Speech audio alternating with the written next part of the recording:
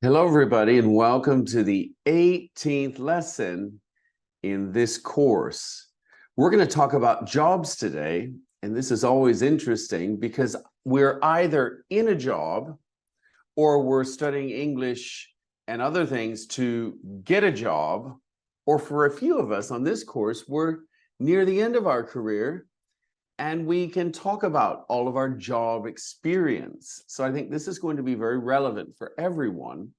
And let's just go over what this chapter contains. We're going to talk in grammar. We're going to look at gerunds and infinitives. Gerunds and an ing. It's the verb that converts with ing at the end to form like a noun. So a verb acting like a noun, and then the infinitive, to go. So going and to go. Going to work is easy. That's a gerund phrase. You're going to learn about gerund phrases, I think, at the next level, upper intermediate. Work, we're going to talk a lot about work and vocabulary. This should be very interesting, obviously very relevant, as I've suggested. And then word stress. How do we continually improve our pronunciation? And wait for it, we have a special exercise, special homework. You've not done this before near the end, so I'll tell you about that. All right, so let's go ahead and look at vocabulary section 1. Now, what I want you to start doing, if you're not already doing this, as you're doing these exercises, assuming you're not in a very public place, as you're doing these exercises, I want you to read the sentences aloud or out loud.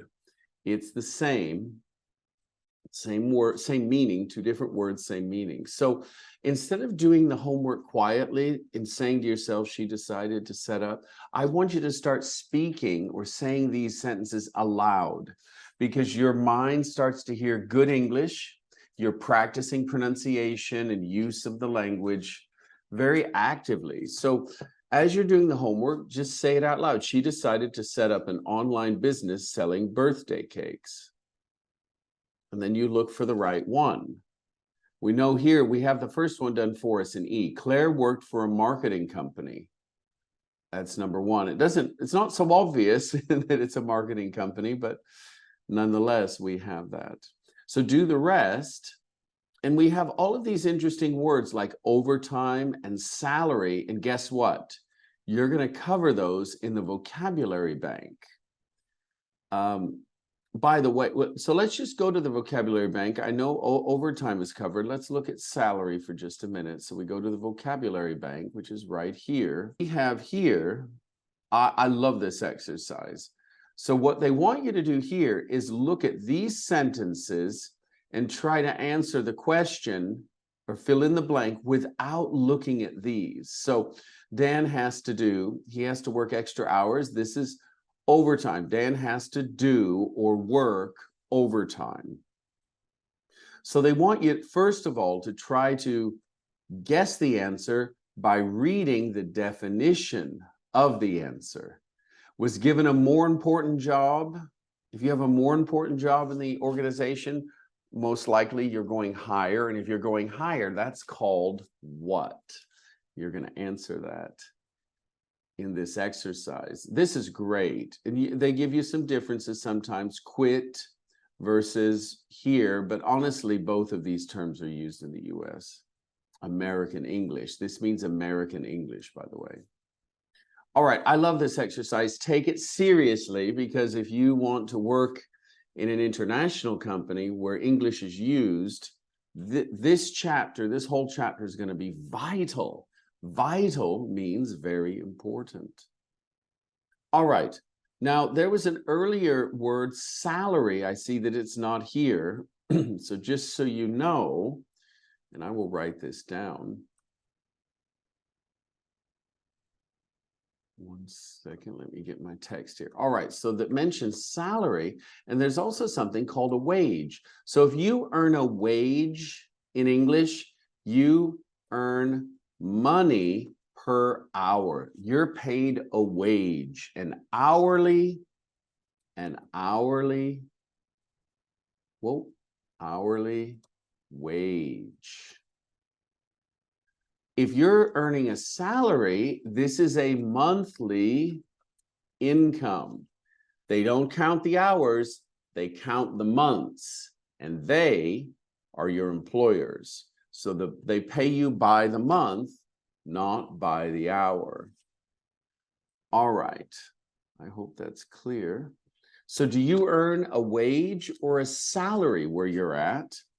In general, it's not always like this. In general, salaries are higher than wages. In other words, if you add up all your hours for the month, salaries can be higher. Although, honestly, if you work a job like a plumber or an electrician, or you work in the US for the city, you can earn overtime. Overtime, if you work overtime in the US, they pay you time and a half. This is an interesting time and a half. That means you make your wage plus 50% an hour. It's 1.5 times, so it's 1.5 times your normal wage. That's called overtime pay, overtime pay. And in the US on Sundays, in some jobs, you get double time. That means you make twice as much as your hourly wage if you work on Sunday, because Sunday is not only the weekend, but it's seen as the time that you shouldn't be working. It's sort of the family time, I suppose. So this is something that people are keen to work Sundays because you make double the money. All right. Do you have such a system in your country where you can work time, you can earn money at time and a half if you work overtime, or double time? This is something that's relatively common in the US. All right, so you're going to do, you're going to do this homework. It's right here, the vocabulary bank. You've got a lot of homework, but the reason I'm not going through it with you is you've got all the listening exercises. And of course, the answers are below. All right, this is a very interesting topic. Whoa. And that is the double meanings, words with double meanings. So she has a degree in economics. It was only 4 degrees this morning. Same word, very different meanings. One is a university qualification, as you can see. The other is the temperature. Now, if you go down here, we have more: running, fired, work, market, and company. So double meaning. So this is, I think, interesting. And once you understand the differences, like he's running a business, he's running a marathon. Running in the first example means managing a business. He owns or manages a business. The second one is the literal understanding of running. He is moving with his feet over 26.1 miles, or 43, just over 43 kilometers, I think. So how can you become witty in English? You can do something like this. I will write it down because I think it's really interesting. So this is this is how you show wit, or to be witty. You can do things like this. I think it's quite interesting. So if you know that someone is very good at running, they run marathons, and they've just been given a job as a manager, you can say something witty like this: I hope he runs his business as well as he runs marathons. Or she, you can have she, obviously. And then what if this person is bad at marathons, bad at running, very slow, gets injured a lot? Then you can do something just the opposite. I hope they run their business better than they run marathons. And this is very witty because it's a play on the word run. And you can do this with all of the words that have a double meaning. So I think this is quite interesting. And I'm actually going to take a photo of this because I might make a video on it later.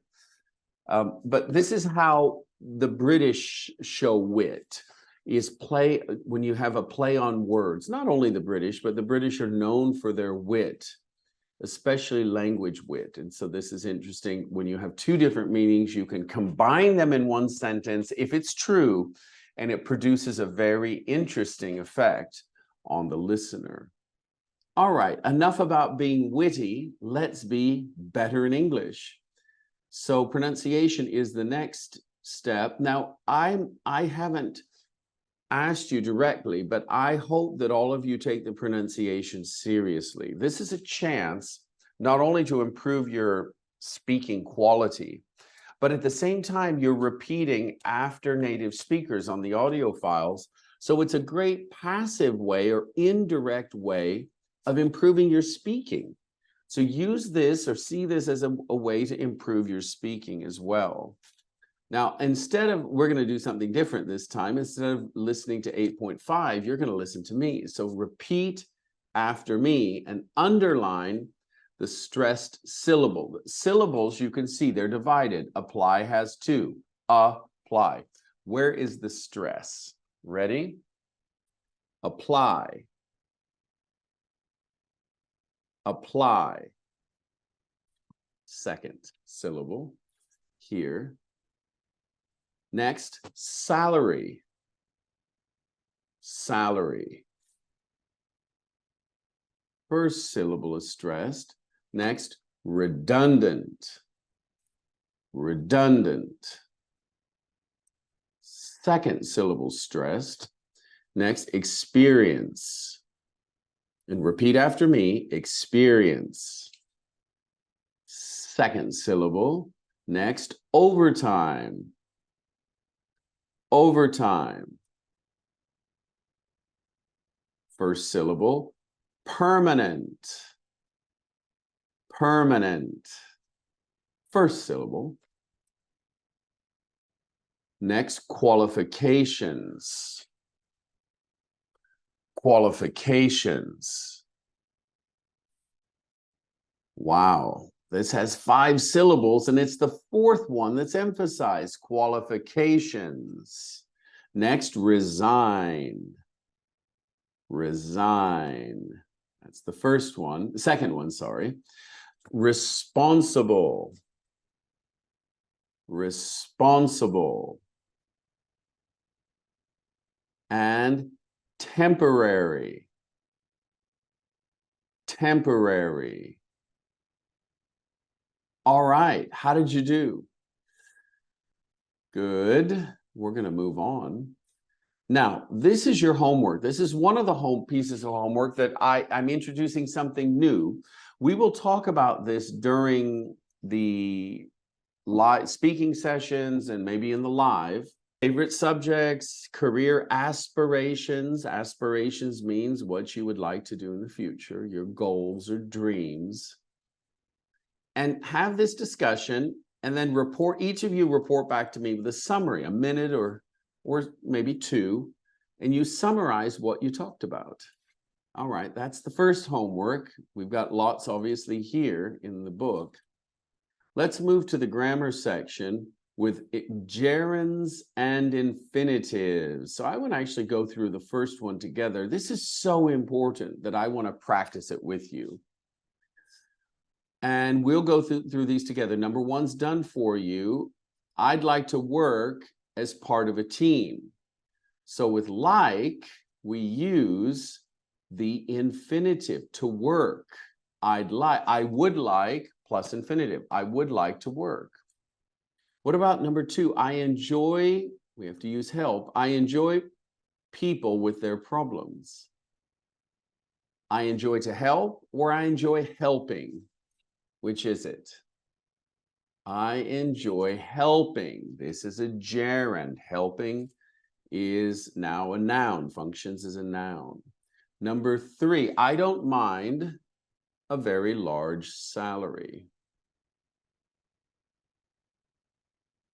I don't mind not to earn, or I don't mind not earning. And in general, we say not earning. I don't mind not earning a very large salary. What about you? Some of you might mind. You want a large salary. Number 4, I'm good at to listen or listening. I'm good at listening to people. Number 5, I'm good at making quick decisions. Number 6, taking or to take. Honestly, both might work, but taking is much more common. Taking risks doesn't worry me. Number 7, I'm happy.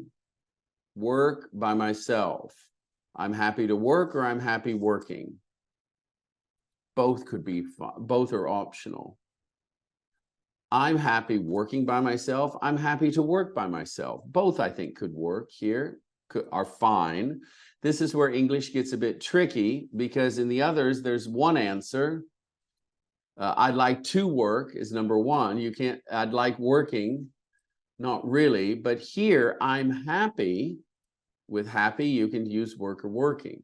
I'm not afraid of. Here, just like here, whenever we have a preposition, we need a noun afterwards. So this is obvious, obviously a noun. This is where we can understand. I'm not afraid of managing. I'm not afraid of managing large amounts of money. We need the gerund after the preposition because prepositions require an object or a noun. Number 9, I'm good at, what would it be? We should know now, expressing. Preposition plus gerund. I always try, maybe both. I always try to follow. I always try following my instincts. I always try to follow. I think the infinitive to follow is slightly more common. It's important for me to be creative. I enjoy improvising.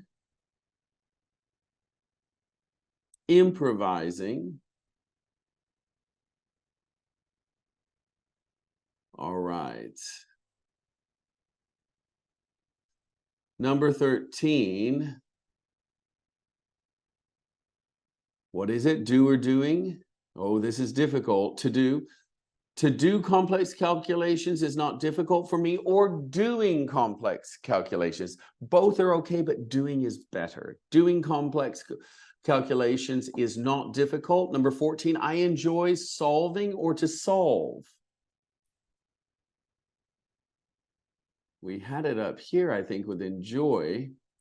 I enjoy helping people. I enjoy solving logical problems. I find it easy understanding or to understand. I find it easy to understand theoretical principles, but I find it easy understanding is also possible. And finally, I'm able to calculate or calculating. With able, it's always an infinitive. I'm able to do something. I'm able to calculate. I'm able to run a marathon. I'm able to run a business. All right. Now, you're going to have homework related to that, right, coming up here. 146. So let's go ahead and take a look at that now. So here's what I want to draw your attention to. I want you to read I'm going to do the audio files, not this. So I'm not very good at working in a team. Katie's given up smoking. So what I want you to do is read very carefully the rules here. Because, for example, we use the gerund after prepositions and phrasal verbs. So watch this. I'm not very good at, here's a preposition, working. Phrasal verb, to give up. Katie's given up smoking, to give up. So after phrasal verbs, as the subject of a sentence, looking for a job. Actually, this is like a gerund phrase, but the main verb noun, I guess, is looking. But what are you looking for? A job. Looking for a job. So that's the whole subject, but looking here is the subject of the sentence. That's going to take a gerund because remember, gerunds are nouns and nouns can be subjects. Shopping is my favorite thing. That's always going to be. To shop is my favorite activity. Not so natural, shopping. Number 3, after some verbs, and here you just have to memorize some of these or just practice them so it becomes more intuitive. I hate not being, or I hate being late. I hate being late. I hate not being on time. They mean the same. I don't mind getting up. So here we have don't mind and hate. All right. Look, and then we have others that take the gerund. All of these take the gerund. And so you would do well to look at those and maybe just try to create sentences with your speaking partner. I admit having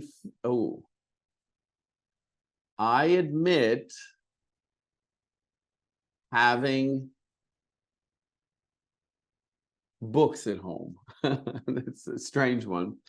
I avoid running because it hurts my knees, but I will go on the treadmill. So I deny having slept during the day. So practice with sentences that might apply to your life. Practice them in these. And if you can't think of one, then you need to ask your speaking partner or ask me. All of these can be looked at again with the infinitive to after adjectives. My flat is very easy. Easy is an adjective to find, to express a reason or purpose. Liam is saving money. Why is he saving money? To buy a new car. That's the reason. That's the purpose. After some verbs that you're just going to have to remember.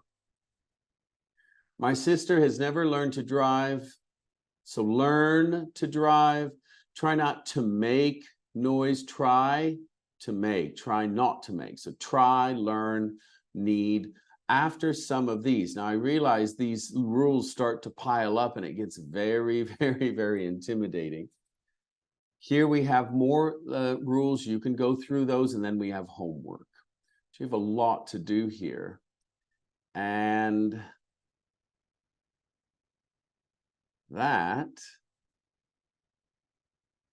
we're going to go to listening. This is a really interesting listening podcast because they're dealing with business and successful brothers. I think they're brothers or friends who started a business, and it's their success story. Excuse me, it's right here. This is in the listening section, 8.9, etc. You can answer those questions. Take the listening seriously, 8.10, very interesting. And here's, for those of you interested in business, here's how to present a product. It's based on what these guys pitched. Pitched is to sell or present. Good morning, I'm Professor Corton, and this is my English course. And we're here to tell you about my new course. It's an interesting, challenging, intense course, and it's called Professor Corton's English courses, as you can see here. The product is for students who want to learn English, is for serious students who want to learn English, let's say. We think it will be popular because my blog's popular. Some people like my teaching, so they will probably like the course. It will cost this much, and our slogan is hard work pays off. Sounds all right. Practice anything you're interested in. Maybe you're thinking of a business, or you have a business, or you're in a business, you're working. Present your company's product here with your speaking partner. All right, that's a lot today. Happy studying, happy weekend, and see you during the live. Bye-bye.